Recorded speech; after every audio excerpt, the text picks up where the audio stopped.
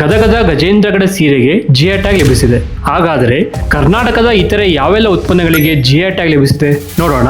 ವಿಜಯಪುರದ ಇಂಡಿ ನಿಂಬೆ, ಬಾಗಲಕೋಟೆಯ ಇಳಕಲ್ ಸೀರೆ, ಗುಳ್ಳೇದಗುಡ್ಡ ಕಣ ಮತ್ತೆ ಕೊಲ್ಲಾಪುರ ಚಪ್ಪಲ್.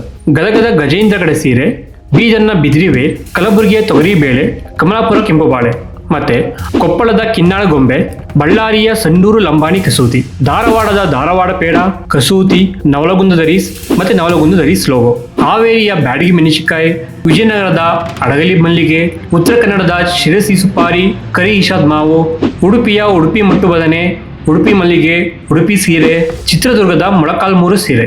ಹಾಗೆಯೇ ಬೆಂಗಳೂರಿನ ಗುಲಾಬಿ ಈರುಳ್ಳಿ, ದೇವನಹಳ್ಳಿ ಚಕೋತ, ಬೆಂಗಳೂರು ನೀಲಿ ದ್ರಾಕ್ಷಿ, ಮಲೆನಾಡಿನ ಅಪ್ಪೆಮಿಡಿ ಮಾವು, ಮಲಬಾರ್ ಮೆಣಸು, ಚಿಕ್ಕಮಗಳೂರು ಬಾಬಾ ಬುಡಂಗಿರಿ, ಮಾನ್ಸೂನ್ ಮಲಬಾರ್ ಅರೇಬಿಕಾ ಕಾಫಿಗಳು ಮತ್ತು ಮಾನ್ಸೂನ್ ಮಲಬಾರ್ ರೆಬುಸ್ಟಾ ಕಾಫಿ. ಹಾಗೆಯೇ ಕೂರ್ಗ್ ಕಿತ್ತಳೆ, ಕೂರ್ಗ್ ಹಸಿರು ಏಲಕ್ಕಿ, ಕೂರ್ಗ್ ಅರೇಬಿಕಾ ಕಾಫಿ ಮತ್ತು ಚನ್ನಪಟ್ಟಣದ ಬೊಂಬೆ.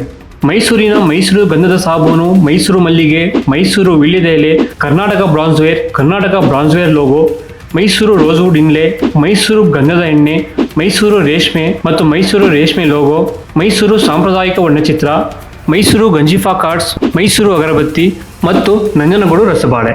ನಿಮ್ಮೂರಿನ ಜಿಐ ಟ್ಯಾಗ್ ಯಾವುದು? ಕಮೆಂಟ್ ಮಾಡಿ. ಇನ್ನಷ್ಟು ಇಂಟ್ರೆಸ್ಟಿಂಗ್ ಮಾಹಿತಿಗಳಿಗಾಗಿ ಫಾಲೋ ಮಾಡಿ 360 ಕನ್ನಡಿಗ.